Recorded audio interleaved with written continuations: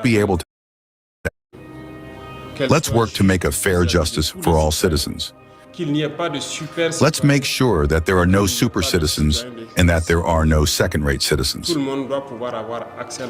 Everyone must be able to access justice in the same way. Whether you are rich or poor, from any class, it is a very difficult task. Before we proceed, it's crucial to understand the significance of what you're about to hear.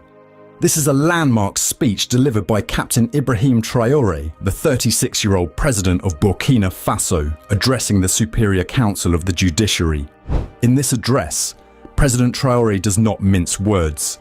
He firmly challenges the judiciary, calling on them to embody the highest standards of justice, fairness, and integrity. With unyielding conviction, he declares that no individual, no matter their position, title, or authority, stands above the law in Burkina Faso. Captain Traoré confronts the entrenched norms of privilege and impunity, boldly asserting that the era of selective justice is over. His message is a direct and unapologetic demand for accountability, aimed at dismantling corruption and reinforcing the principle that the rule of law must prevail over all. Let's listen to this transformative and uncompromising address by Captain Ibrahim Traoré. In the name of justice, we had to re-articulate the CSM, and today a very difficult task has been entrusted to you. Reform the judiciary system, make the judiciary system work again, according to certain principles. And to do it in a context of war, in a context of revolution, is quite complex. That is why I tell you that you have one of the most complex tasks in the country. There are many expectations of the population to which you will have to work to satisfy. First of all, congratulations for everything you have been able to undertake since the installation. The jurisdictions that you have been able to visit. I know that in this short period of time you have noticed a certain number of imperfections on me. I expect you to give me a point of view on what could be improved. In the current arrangement and also at the level of the different jurisdictions, surely concerns have been raised. We expect a return to what can be done in a pragmatic way, always taking into account the national context. The task is very difficult in the sense that to satisfy the popular mass, it will be necessary to double the order. A fair and perfect justice is almost impossible. I would say. But a fair justice is possible. So let's work to make a fair justice in Burkina Faso. Let's work to make a fair justice for all citizens. Let's make sure that there are no super citizens and that there are no second-rate citizens. Everyone must be able to access justice in the same way. Whether you are rich or poor, from any class, it is a very difficult task. Because the world of justice is not limited to magistrates.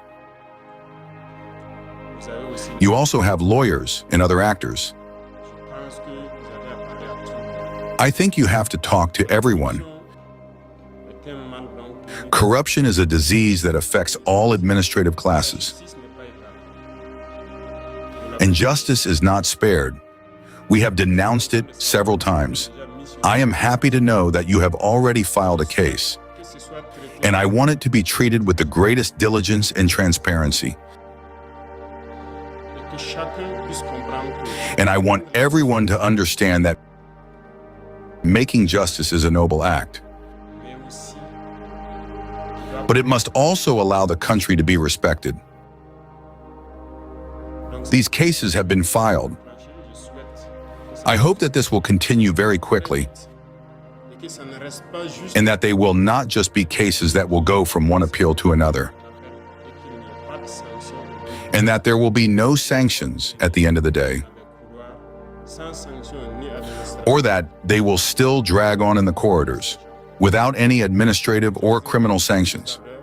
Whatever, so I invite you to be more diligent, and I reassure you that I will always be by your side to listen, to readjust what can be readjusted. That's why I'm already asking for imperfections to be noticed, so that we can rearrange it together and propose more solutions, because the essence of all our work is to satisfy our populations. So I wish you all a good mission, good change in your future missions, and may God guide you. You see, Captain Ibrahim Traoré is reshaping the narrative of leadership in Africa with bold, assertive action that prioritizes justice, transparency, and service to the people. Unlike many African leaders who hide behind the facade of democracy while looting state resources and neglecting their citizens, Traoré stands as a beacon of hope. A leader who refuses to follow the corrupt playbook that has long plagued the continent. His actions and declarations are not only a departure from the norm, but a call to reimagine governance as a tool for empowerment rather than exploitation. A few months ago, Captain Traoré made headlines when he openly told journalists that he would defend his people's right to protest, even if those protests were against his own leadership.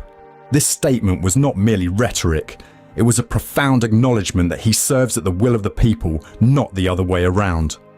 In a continent where many leaders cling to power with an iron grip and view citizens as subjects to control, Traoré's humility and accountability are revolutionary. He consistently emphasizes that he and his comrades have been entrusted with the solemn mission to safeguard the country's future, a stark contrast to the self-serving attitudes of many African heads of state who treat leadership as an opportunity for personal enrichment. And now, the speech delivered by Captain Traoré directly addressing the judiciary. He demanded that justice be served fairly and without bias, urging the judiciary to side with the truth and the people, not the wealthy elite. His critique was sharp and pointed. In most African nations, the judiciary has become little more than an extension of corrupt governments, silenced by bribes and complicit in the oppression of the poor. Traoré's stance is clear. Justice must not be a privilege reserved for the rich, but a right accessible to every citizen. By publicly confronting this systemic issue, Traoré is challenging one of the most deeply entrenched tools of oppression on the continent. Adding to his transformative leadership, Captain Traoré recently commanded